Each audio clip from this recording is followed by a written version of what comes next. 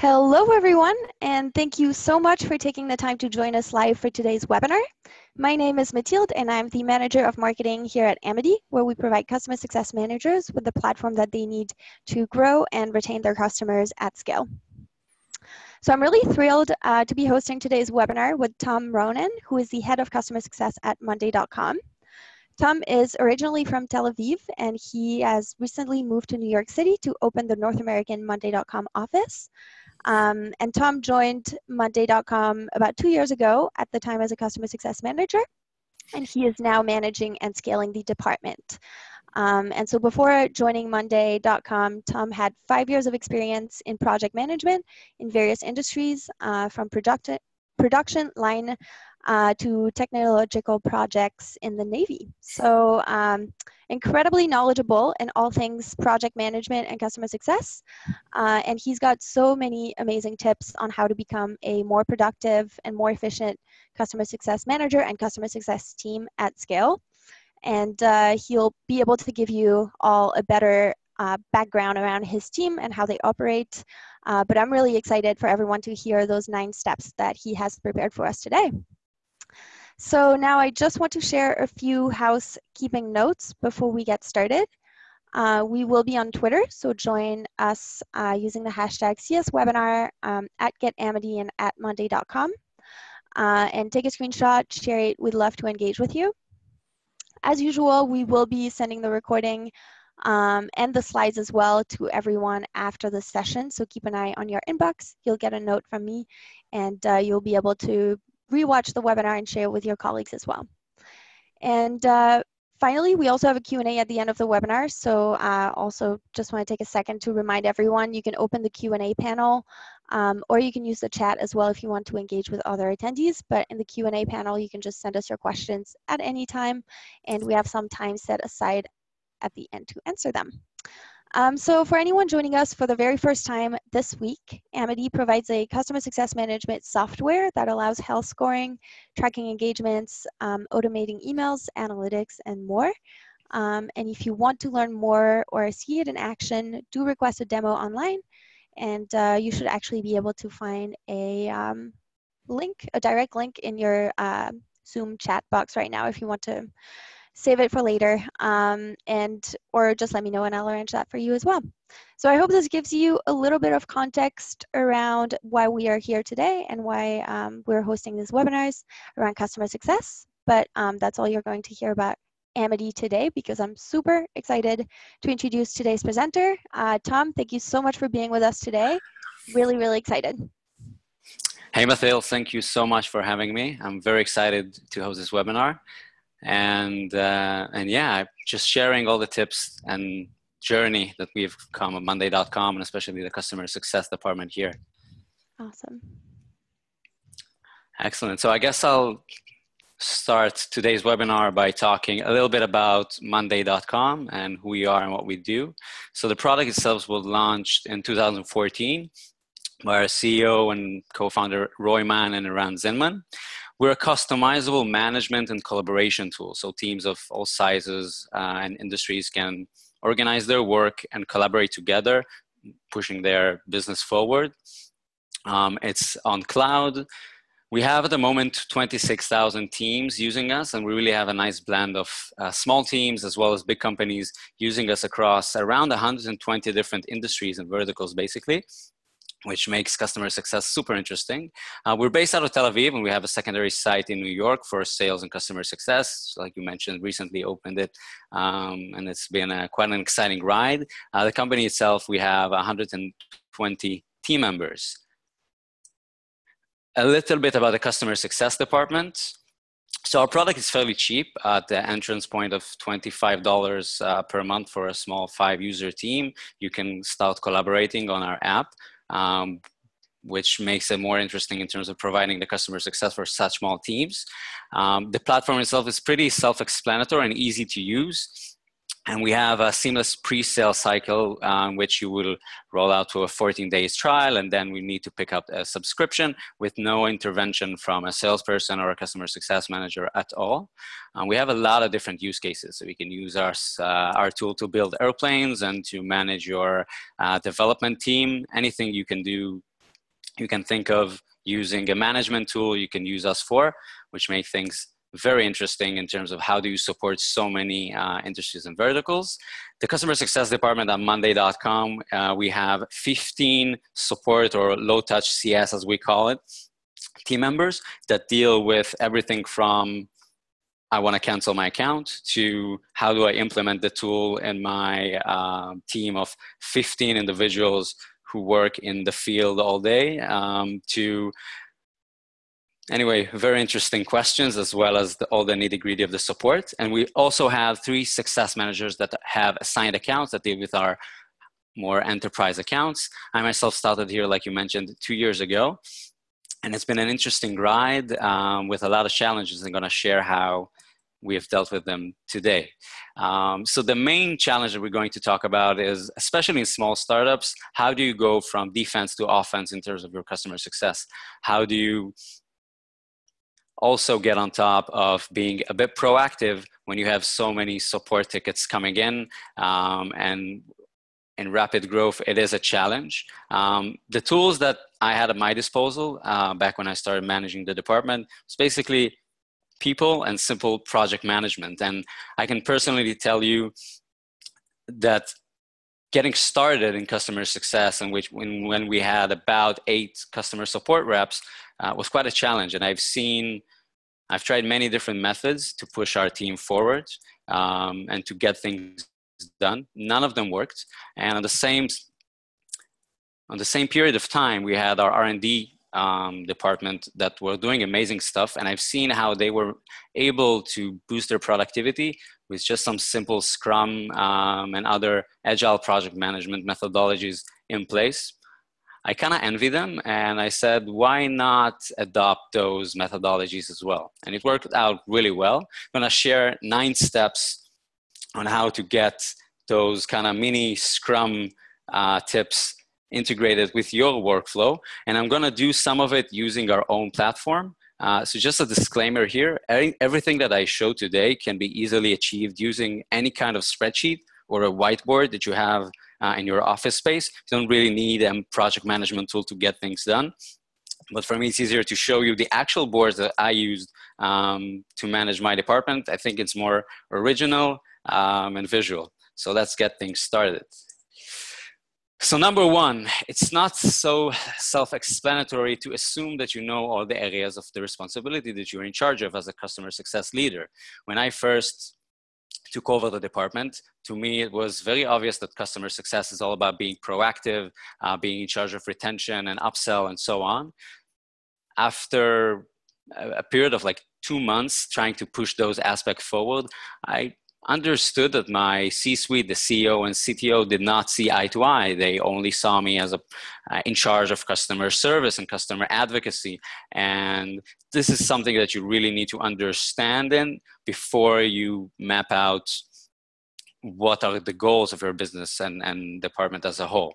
So that's something that's not so self-explanatory, which I've discovered.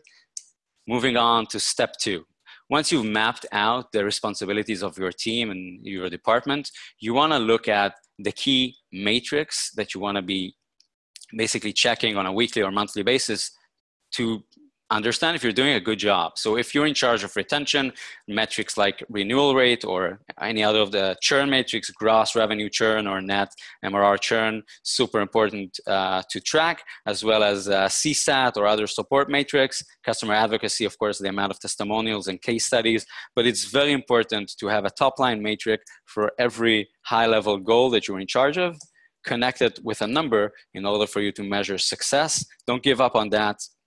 As customer success individuals, we might not be so high on numbers, but it's super important to show progress to everybody around and to actually see that you're moving the needle.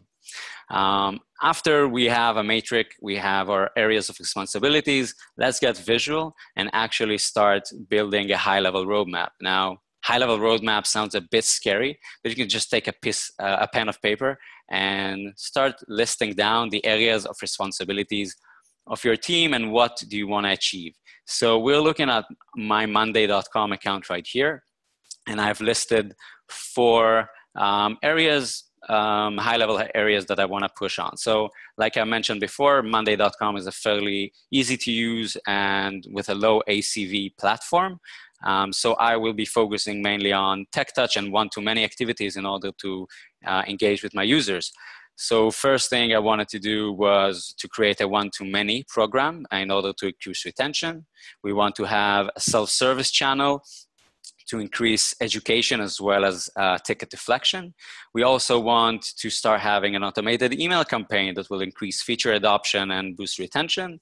Last but not least, we also want to have some sort of a personal proactive outreach for our bigger accounts. So that's something that you need to get your head around. The next step would be to prioritize. Now, prioritize is super hard and often overlooked. Things that you may think are super important might not be as important to your CEO or to team leaders that work under you or the team members themselves. Sit together and think, what are the most important things? And there's a lot of different methods out there on how to best prioritize. Ask your fellow product managers, or just go to Google and find some very interesting methods of forcing you to prioritize. There's the 1 to 3, there's the ABCD, or other different visual graphs that you can use to actually place the different areas and projects that you want to achieve and understand what is important for you. So in my case, I decided to just list those out. First thing and most important was to me was the one-to-many program, then the self-service channel, then the automated email, and last the proactive outreach. When prioritizing, I think it's important to take into consideration your average contract value. What are the challenges that your users are facing across their life cycle? What's your budget in terms of tools and manpower, and what type of talent you currently have on your team? So just some tips on how to best approach what should you do first.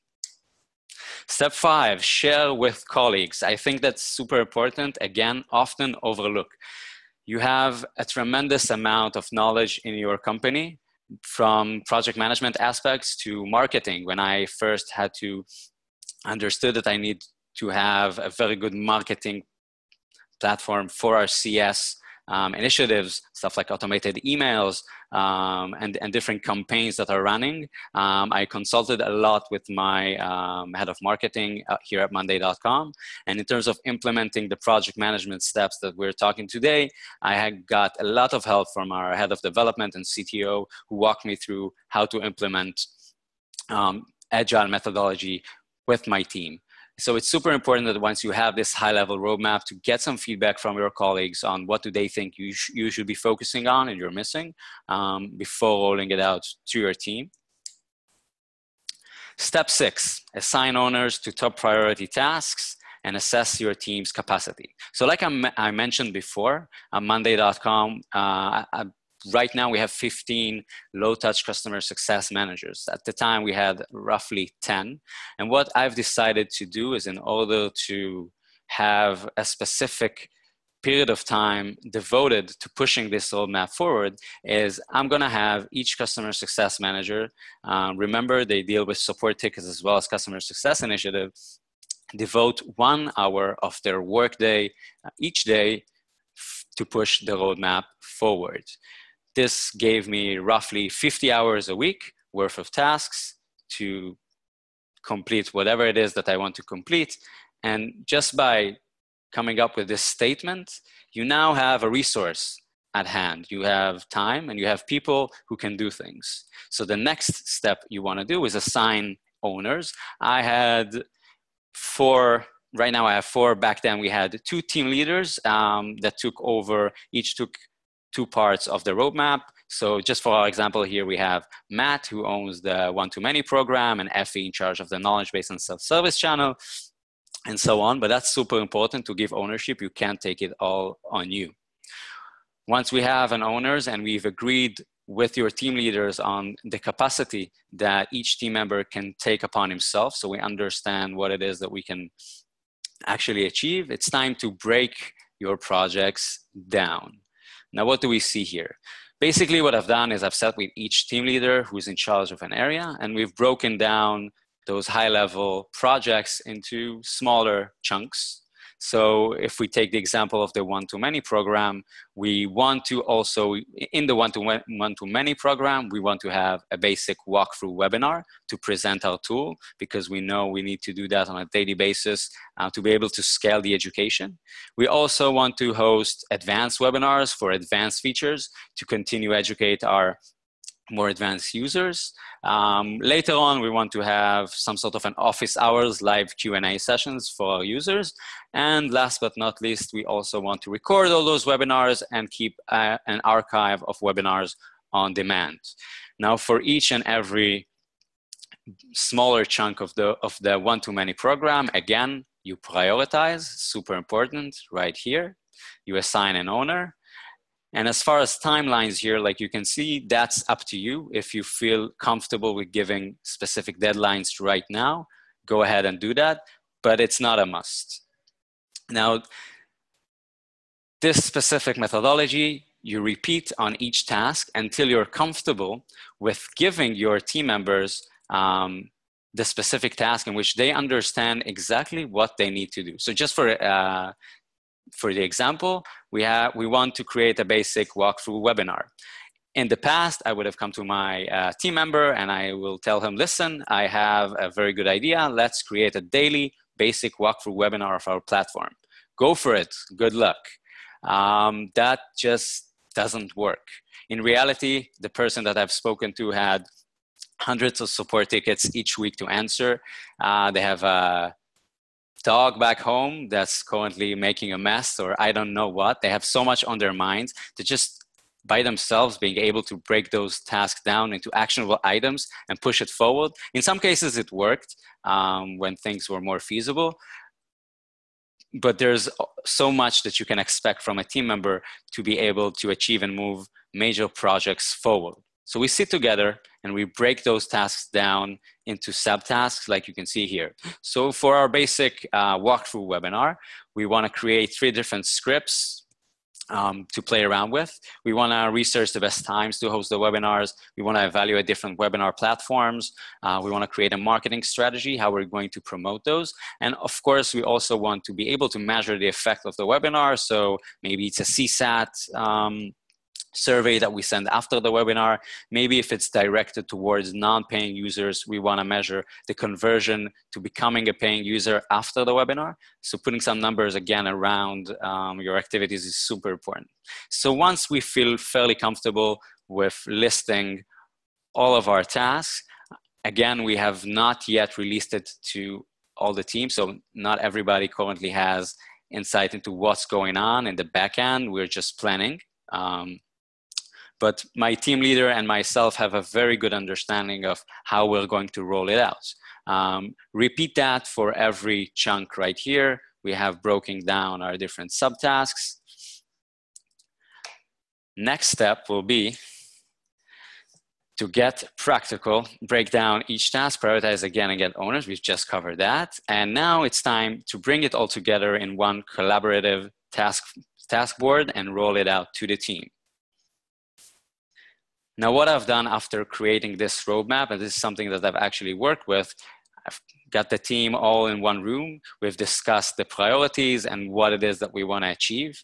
And then we understand that we need to break those tasks down into a way that we can actually see progress. Now, for that, we use a different board. We call it our customer success bi-weekly task board. And this is actually the board that we use. So what we've done is we've decided that we want to work in a bi-weekly time frame. Like I mentioned, each team member had 1 hour a day to get his tasks completed, and they have 2 weeks to play around with before we expect things to get done. Each member received a task, or he picked a specific task that he wants to work on from the roadmap, one of these little thingies, estimated how much time he or she thinks it's going to take them. We have an owner and we also have a helper for a specific task. We have priority and the category. So right now we are looking at what my team actually worked on between the 22nd of April and the 5th of May. the different categories. And so, for example, we can see that we mainly worked on our knowledge base, some email campaigns, very little on the proactive outreach that we've done. And so each team member knows what his colleague is working on, knows exactly what's expected of him to complete and to basically to get done. And it's very clear for the team, what is our goal as a team for the next 2 weeks. What's amazing about that is that not only everybody understands what the other person is doing, as a team, we have a mission. Our mission is to get this board green and get it done. And if something is not working well, it's no worries. We can always move it to the next iteration, or we want to talk about it because you're not working well. One thing that's super important to say when adopting this type of workflow is that if you give those time estimates, you can actually see at the bottom here how much completed tasks and timeframes have you achieved. So I know that in this iteration right here, we've completed 26 hours worth of tasks. And if I scroll down, and this is actually the first iteration that we've done back in July 17, we actually managed a bit more. We completed 40 hours of tasks. And as you go with it, you understand you get the beat of your team. That's how we call it, how many tasks we're able to complete. And this gives a good indication of what was a bad iteration or a good iteration. Do we have people sick on our team and we need to plan accordingly? Being able to plan exactly to what your team is going to achieve is amazing because you have a clear expectation of what to do. And trust me, guys, this is the best way to push your projects forward. So step by step, we managed to mark those tasks done one by one and even manage, because we understand the capacity and what is important and what not, to create deadlines. So we understand that we're pretty much finished with our one-to-many programs and still have a lot to do with our proactive outreach and so on, but that's okay because everybody's on top of their game. We know what we're able to achieve. And very simple, that's pretty much it. Step 9 will be to reflect back each week, celebrate success together. Like I mentioned, getting the board green, that's the goal, and getting as many tasks done in a weekly or bi-weekly standpoint. Give constructive feedback. What worked well? What didn't? Why weren't we able to achieve the same amount of tasks that we set for ourselves last week? Getting a realistic estimate of each task is super important. A team member can say it will take him 2 hours to write a frequently asked questions article for our knowledge base, but nah, that's not really the case. Maybe you need more, maybe you need less. So you will get more productive with your time estimation as time goes by. And it's important to look at it in retrospect. This way, you will make sure that your task boards reflect reality, and you will see exactly, you will be able to measure how well your employees do and which areas you should be concerned about or which areas are going very well. So those are the 9 steps. Pretty easy, pretty self-explanatory, but super, super effective. In terms of main takeaways for you guys, set measurable and realistic goals. Just repeat the process that I've just presented in order to break down each task into something that you know a person can achieve in a weekly or a bi-weekly standpoint. If you give a person a project that's too vague, don't expect it to be done and don't expect to be able to give a hardcore deadline. It just won't happen. Don't be afraid of deadlines. That's important to also say. Once you have the beat and you know how much time it takes you to write an article and how much time it takes you to write a copy for an email, don't be afraid to put deadlines and hold people accountable to the task that they have themselves put for themselves in the iteration board. And also, connection to the big picture is super important. After you are pretty solid with your roadmap board, we've put this roadmap board on a big screen TV for the entire team to see and to interact with. So everybody knows what we're working towards, basically completing the roadmap so we can have more high-level goals. everybody can contribute and come up with new ideas of things that might work or not. So it's the high level and the big picture is super important. At the end of the process, our productivity skyrocketed. The team was super happy because they were achieving their goals every 2 weeks, basically. Employee retention for client-facing position increased, and I want to spend 2 minutes to talk a little bit about that. Creating a position in which we have support individuals take part in customer success activities, even if it's 1 hour per workday, does a lot to expose your maybe new or entry-level employees to what is customer success, how can they impact it, and basically just give a more diverse day for the employees. So we've seen an increased retention in positions in which in other companies might have higher rotation on. And I think as a manager, the great thing for me is I now have a tool in place that I can use. So this iteration board, if I wake up one morning and I decide that I want to paint the entire office and contact 15 clients before an investment round, or I don't know, or maybe our product team needs some product feedback, I'm going to put it on the iteration board and I'm going to assign owners to it, and it's just going to get done. So this tool is very, very powerful and can be used. Be agile with it. Don't get stuck on this high-level roadmap that you've prepared. You can move things around, but once you have a beat of tasks that are getting done by quality individuals, you have a very powerful tool. I hope this was insightful and not too basic, but I'm here to walk you through. And this is as genuine as it can be. I've shared with you guys the same boards that we're using. It's important to be super transparent with this process as you roll it out to the team. Tell them that you are experimenting with it and share with them why they should be a part of it. So Mathilde, let's take it to the Q&A stage. Awesome. Thank you so much, Tom. Thanks so much for sharing all of your process with us. That was really insightful. We do have a few questions lined up, so let's get started right away. We had a question from Amanda here around, she's saying her barrier to productivity for her customer success team is that they don't own upsell for clients, and therefore they're not compensated for upsell activity. And she's wondering if there are any best practices to keeping customer success managers motivated and empowered to pursue upsells that are not just compensation based. So that's a very good question. I would separate the answer into two. So one, there's a compensation model, and we can talk for hours on whether or not customer success managers should be compensated based on upsell, but it's really about your own perspective. I can tell you in Monday.com, we don't compensate for upsells, but we do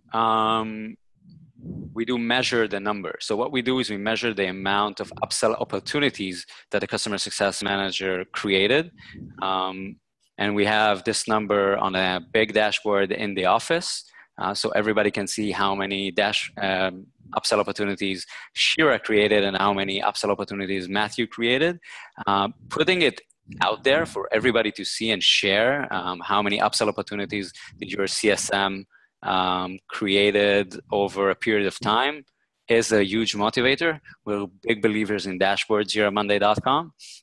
And when everybody in your team, as of course the person itself, is aware of how many upsell opportunities or how many upsells is this CSM connected to, is a huge motivation for them. You know, you don't need to keep it on a one-to-one with that specific CSM. Share it, show it around, and people will be motivated. Mm-hmm. Awesome. Another question here is, and this depends on every organization, but in your experience, how many customers can one CSM manage or should? So that's a very good question. Currently, I can tell you that each CSM manage around 80 accounts. But like I mentioned before, our average contact value is pretty low. So it's a combination, of course, of the revenue and the amount of accounts and how you envision the customer life cycle. So how much engaged do you want to be with your customers? If the platform is fairly easy to use like ours, you don't need so many interactions, and so you can manage more accounts. So our ratio is around 80. But there's a lot of best practices in, in terms of 1 million in ARR per CSM. I would take more into consideration the complexity of your platform and the customer journey that you want to create in order, and then see how many hours does it take to actually implement this customer journey and understand the capacity of one person. Mm-hmm. Yeah, so exactly following a process like you just showed us would be a really good way to go about identifying capacity. Yeah, being realistic. How much time can one person spend? How much time do you want a person to spend on a specific client? And then how many people do you have? Mm-hmm. Awesome. So we're close to running out of time. Why don't we take one more question before we wrap up? A question here in the chat is, does your team handle escalations? And do those get logged inside the same tool or somewhere else? Yeah, so our team does manage escalations. We use the same tool.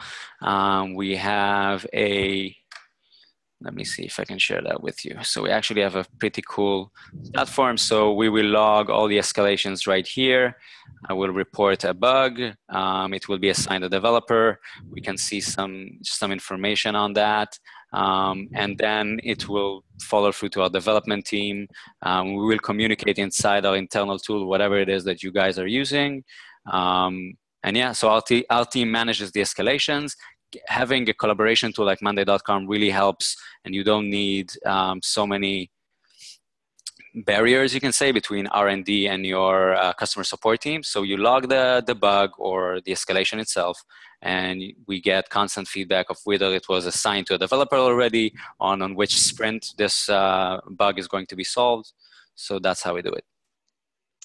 Awesome. And that makes it probably really easy for customer success managers to also get back to the customers and update them on that status. Yeah. Awesome. Thank you so much for joining us and sharing all of that information with us. That was really awesome. And we're getting some really good comments in the chat as well. So thanks everyone for attending, taking the time. Really glad we could do this. And Tom, once again, thank you so much. You are very welcome. Thank you, Mathilde, for having me, and have a great rest of the week, everybody. Awesome. Talk to you soon, everyone.